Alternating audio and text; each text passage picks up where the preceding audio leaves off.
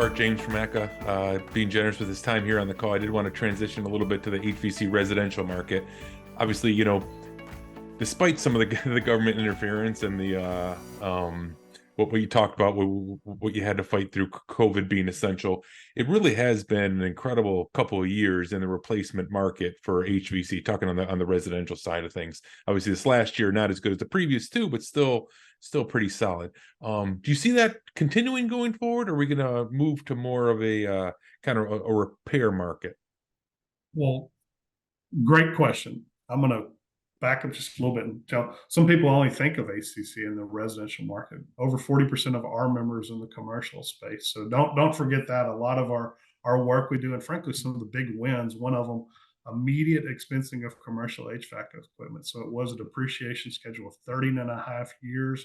Now we have, immediate expensing of commercial HVAC equipment. That is something us and Hardy, that was it. We were the ones that made that happen. So that's one. So don't forget that, but definitely know us for manual J, S, D, all those important things that we're constantly working on to maintain so you can know how and prove to people you're doing it right.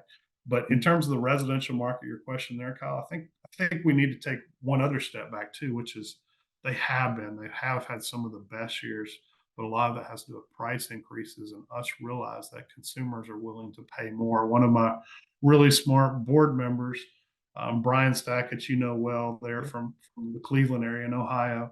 Brian pointed out to me, I thought it was really insightful, but it's really resonated with me is, we've had some amazing years, but a lot of it has to do with price increases. If you were to look at the sheer volume of work we've done, the number of installs, replacements, probably isn't going to be any higher than other years you've had. So I think a lot of profit is us realizing the willingness of the customer to pay more for work, which people have been talking about for years, right? To charge what you're worth, charge more. Don't be the low bidder. But now it's coming to fruition a little bit.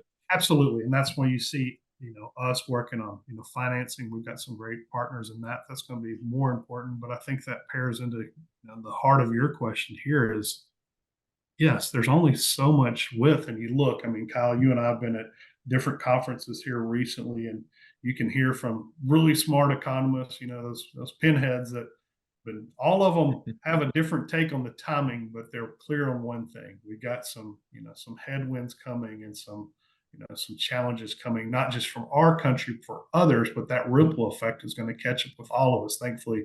And I think we're positioned in the U.S. better off than others, but ultimately that's going to mean people have less money, less borrowing power, less ability to replace. So if you're just a replacement guy, gal, you better change your business operation because, with shorter lifespan of equipment, more expensive. I can think of myself, the price of the replacement system for me is double in a couple of years.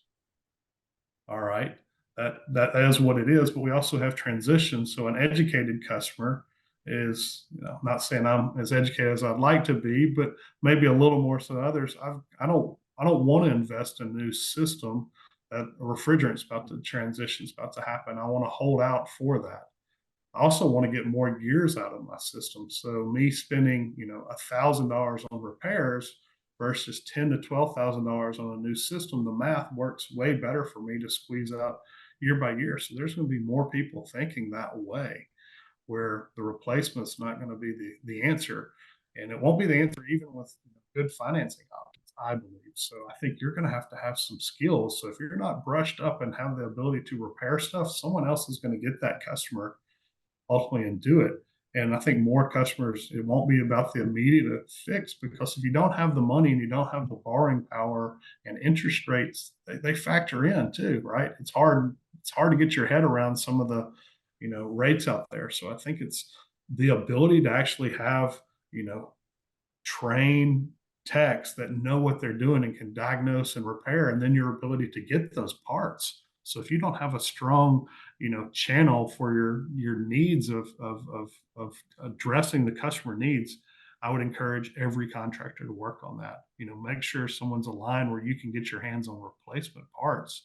so you can keep customers, where it's not just the box, because the box is not going to be the answer for every customer. It may be right now, but I truly believe that's going to change. So if I were to give you my, verbal 2024 predictions, that's one of them. Is that Okay. the replacement market is changing, and it's going to happen, a lot more quickly than we may realize.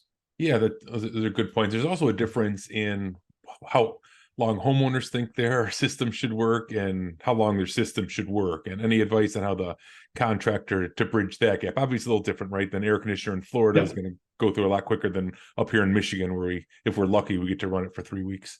Well, it does, but I think that starts from the beginning, explaining to the customer the importance of a quality installation. A contractor that knows what they're doing, of how they're going to get, these manufacturers make amazing equipment. It is impressive what they do. And despite their great work, we have, a lot of disservice we do. The last report that we're able to get, and this is something we're fighting to make sure Congress does and funds, and then, the administration makes a priority.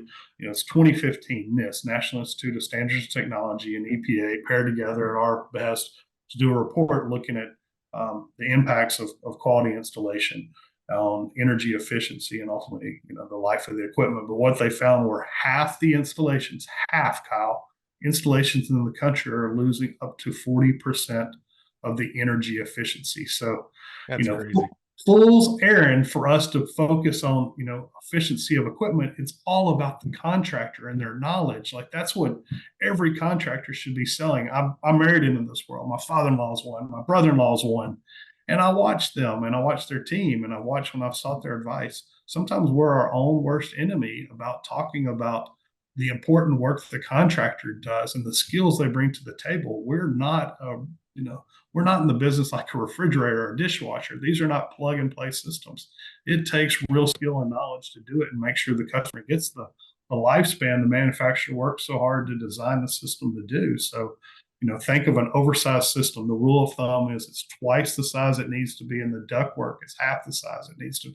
So we do an HVAC 101 for Congress. We're blessed to have not only people we support with our PAC, but to have, now one U.S. Senator that was a former HVAC contractor, ACCA member. We've got a governor in Tennessee, and we've got two other members of Congress that were, former. They would both tell me they still are. They still do a lot of, moonlight work trying to address, because their, friends and family are still knocking on their door. But we're blessed to have, a good base of that knowledge that we work with and try to leverage on a daily basis. But we need more than that, and that's where we need contractors to educate, from the beginning, from the consumer, that, you're going to get what you pay for. You're going to get more years of service out of the piece of equipment if you do it right from the beginning. And you make those investments in a person who's going to do it right, and then they're doing the service and maintenance too. So those are key. I'm really excited. We got some more stuff coming to support contractors in that effort. So it's not just them making that case, where we can show the science of how, and not just the science, but the math of how that works for, the customer. So I'm excited. More to come on that front, but we're here to be a partner for contractors in that effort to, prove your work. And that's when we love the, certification programs that we have. We got one with EPA. They're not the partner I'd like, so we're working on others to make it even stronger. But it's a certification to prove your installation was done correctly, and it's something that's going to carry value for the homeowner, for the business owner, for the foreseeable future, because the equipment may kind of age out, but the ductwork has a much longer lifespan, so you can even leverage that proper installation there as well. So if you're looking for more on that front, you can go to our website, acca.org, and you do /prove it, and you will find, a lot more on how to get involved in that certification program. We've got 900 contractors participating in it right now, and I would assure you, we've had over 100 new ones join in the past year. So there's something happening in our country where the customers are looking for, more on the quality front, and someone to be able to justify that expense. So if you don't have that on your to-do list, I would encourage you to look at that as well. All right, sounds good. Well, Bart, certainly appreciate the time and taking us around the HVAC industry and all the great stuff ACCA is doing. We'll hopefully see you at AHR in Chicago, and then we'll warm it up at ACCA in a month or two later. I think that might be a little bit better weather for us. Absolutely. I was emailing with Jeff Littleton, the heads of ASHRAE. So very, the HR show. It was funny. He's like, boy, talking about opposites when we'll be there with you in Orlando from Chicago. He's like, y'all picked the right location. Yeah, but looking forward to seeing you, Kyle. Thank you so much for the relationship we have with not just you, but your entire team. We're grateful for that, for you guys sharing more stuff and looking in and diving deep, and you guys keep us on the straight and narrow too. So thank you very much for that. We appreciate it. Absolutely.